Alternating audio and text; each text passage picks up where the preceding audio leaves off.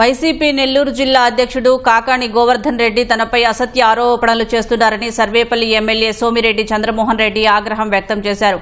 కాకాణి ఆరోపణలపై Nellore rural police స్టేషన్లో ఫిర్యాదు చేశారు. ఆలయ భూమిని అన్యాక్రాంతం చేసి కోట్లు దోచుకున్నట్లు కాకాణి నిరాధార ఆరోపణలు చేస్తున్నారని మండిపడ్డారు. దాదాపు 60 కోట్ల విలువ చేసే 14.5 ఎకరాల భూములను పాఠశాల, ఆసుపత్రుల కోసం ఇచ్చిన చరిత్ర తమ కుటుంబానిదని అన్నారు. అధికారంలో ఉండగా అడ్డంగా దోచుకున్న కాకాణి తనను విమర్శించడం అర్ధరహితమన్నారు. టోటల్గా అల్లూరు శంకర్ రెడ్డి 48 సెంట్లు కాకటూరు శివాలయానికి ఇచ్చాడు. దుబ్బగుంట రమణయ్య పేరుతో ఇచ్చాడు. ఆయన చనిపోయినాడు. రమణయ్య కూడా ఇప్పుడు 11 మంది సభ్యులు తయారైనారు.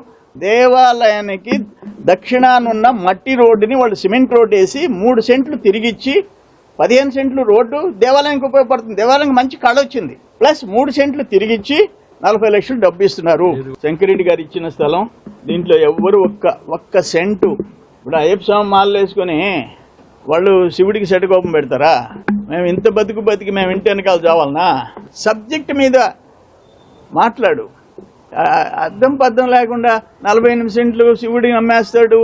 ₹1 కోటి లంచం తీసుకుంటాడు. కర్మ. ఒక సినిమా హాల్ అమ్మేసుకున్నాం. నరుకూరు సెంట్లో ఒక రైస్ మిల్ అమ్మేసుకున్నాం.